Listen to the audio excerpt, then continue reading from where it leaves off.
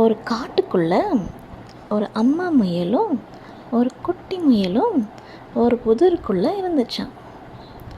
அம்மா முயல் குட்டி முயல்கிட்ட, நான் போய் சாப்பிட ஏதாச்சும் கொண்டு வரேன், நீ பத்திரமா உள்ளே இரு, வெளியில் வந்துடாதுன்னு சொல்லிட்டு போச்சான்.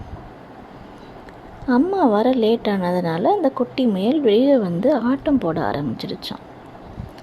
இங்கே அங்கே ஓடி ஆடி ஜாலியாக விளையாடிட்டு இருந்துச்சான். அந்த வழியே ஒரு சிங்கம் வந்துச்சான். சிங்கம் அந்த குட்டி முயலை பார்த்துருச்சான்.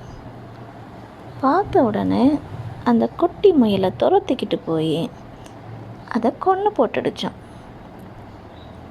ஆனால் அந்த சிங்கத்துக்கு அப்போ பசியே இல்லையா. அதனால் இதை பிறகு சாப்பிட்லான்னு சொல்லிட்டு அந்த வழியே ஒரு நரி போயிட்டு இருந்துச்சான். அதை கூப்பிட்டு, நீ இந்த முயலை பார்த்துக்கோ, நான் கொஞ்சம் நேரம் கழித்து வரேன்னு சொல்லிட்டு போச்சான்.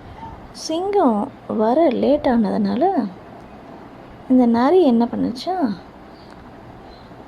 அந்த முயலோட 2 காதுகளையும் கடிச்சு சாப்பிட்டுடுச்சான். கொஞ்ச நேரம் கழித்து சிங்கம் வந்து பார்த்துச்சான்.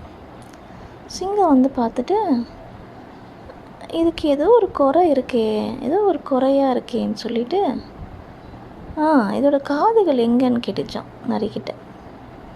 நரி சொல்லிச்சான், ராஜா இதுக்கு காதே இல்லை ராஜா, இது பிறக்கும் போதே காது இல்லாமல் தான் பிறந்துச்சு, எனக்கு நல்லா தெரியும் அப்படின்னு சொல்லிச்சான். ஆனால் அந்த சிங்கம் அதை ஒத்துக்கலையாம். சரி, அந்த தாய் முயலுக்கிட்ட நமக்கு போய் கேட்போம்னு சொல்லிட்டு 2 பேரும் வெயிட் பண்ணிட்டு இருந்தாங்களாம்.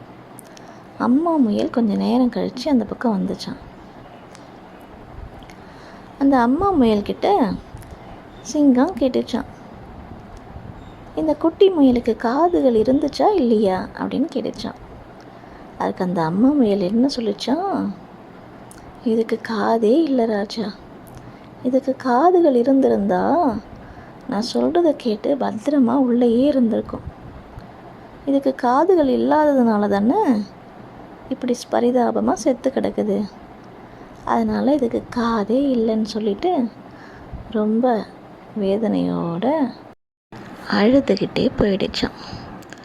தேவனுடைய வார்த்தையை கேட்காம மீறி நடந்தால் நமக்கும் இந்த குட்டி முயலோட நிலைமை தான்.